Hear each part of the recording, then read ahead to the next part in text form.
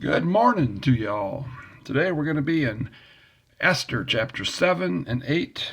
When we left yesterday, Haman was asked to parade around his arch enemy, Mordecai, and he was humiliated.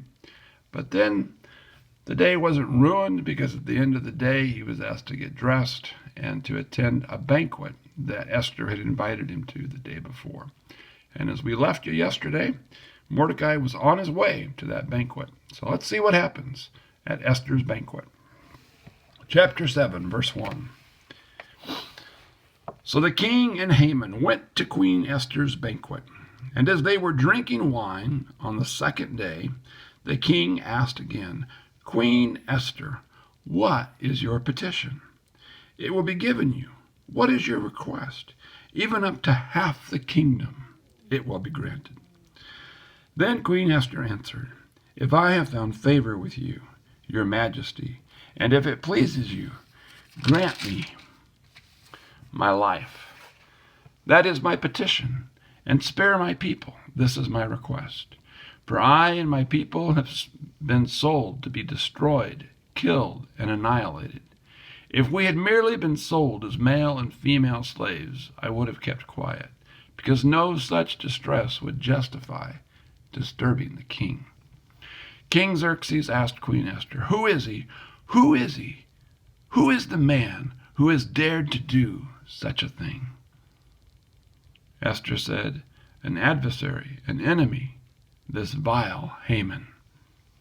Then Haman was terrified before the king and queen. The king got up in a rage, left his wine, and went out into the palace garden. But Haman, realizing that the king had already decided his fate, stayed behind to beg Queen Esther for his life. Boy, talk about a bad day, huh? Haman's having a bad day. Just as the king returned from the palace garden to the banquet hall, Haman was falling to the couch where Esther was reclining. The king exclaimed, Will he even molest the queen while she was with me in the house? As soon as word left the king's mouth, they covered Haman's face. Then Harbona, one of the eunuchs attending the king, said, A pole reaching to a height of 50 cubits stands by Haman's house. He had it set up for Mordecai, who spoke up to help the king. The king said, Impale him on it. So they impaled Haman on the pole he had set up for Mordecai. Then the king's fury subsided.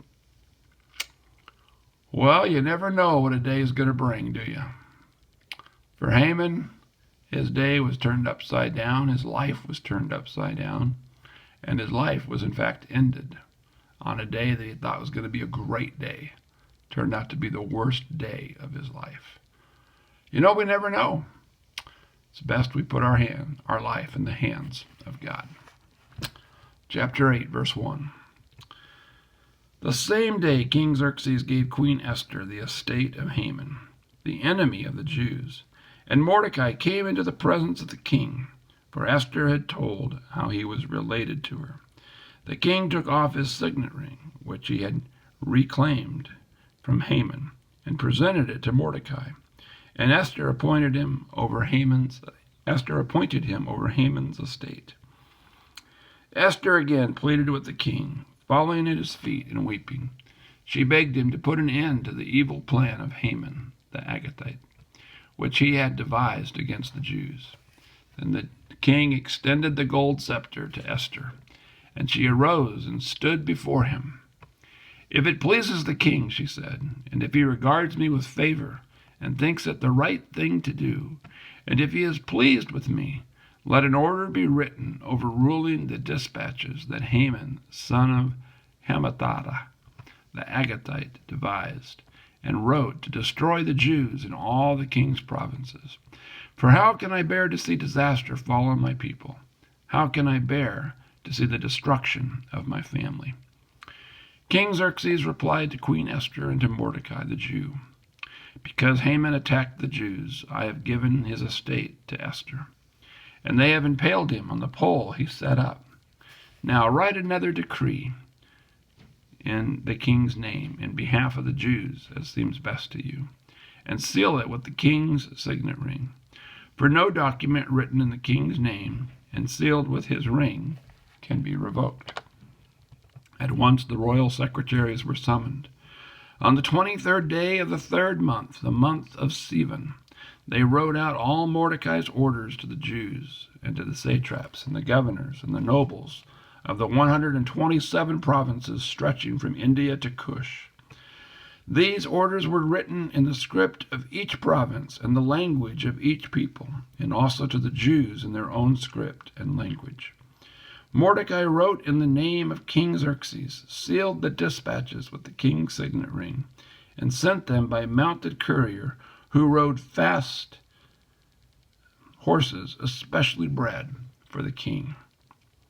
The king's edict granted the Jews in every city the right to assemble and protect themselves, to destroy and kill and annihilate the armed men of any nationality or province who might attack them, and their women and children, and to plunder the property of their enemies.